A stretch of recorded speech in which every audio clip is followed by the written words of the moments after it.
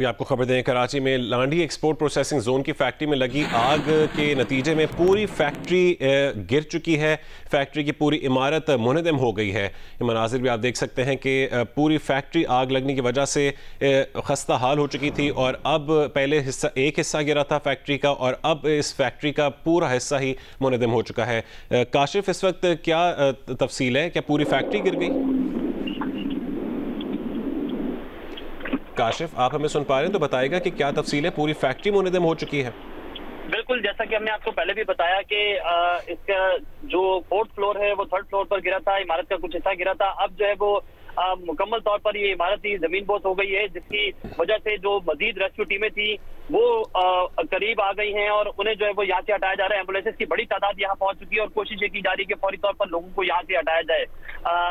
4 घंटे से जायद का वक्त हो चुका और यहाँ जो है वो इब्तदाई तौर पर आग लगने की वजह से जो है वो 2 फायर टेंडर यहाँ मूव की गई थी। अब मजमूई तौर पर 14 फायर टेंडर यहाँ काम कर रही थी, चूंकि धुआं इमारत में काफी ज्यादा भर गया था और फायर ब्रिगेड हुकाम की जानिब से पहले से ये कहा गया था कि ये इमारत किसी भी वक्त गिर सकती है, तो तमाम तो लोगों को यहाँ से रेस्क्यू कर लिया गया था। लेकिन जब ये इमारत गिरी है तो करीब मौजूद जो लोग थे वो जो है वो जख्मी हुए हैं, जिनकी तादाद जो है वो 7 बताई जा रही है। 7 अफराद को यहाँ से रेस्क्यू करके जो है वो करीबी अस्पताल मुंतकिल कर दिया गया है, जबकि अब इस पूरे एरिया को पुलिस की जानिब से कॉर्डन कर लिया गया है और कोशिशें की जा रही है कि फौरी तौर पर जो अतराफ की इमारतें हैं उन्हें जो है वो कॉर्डन किया जाए और वहां तक ये आग ना फैले।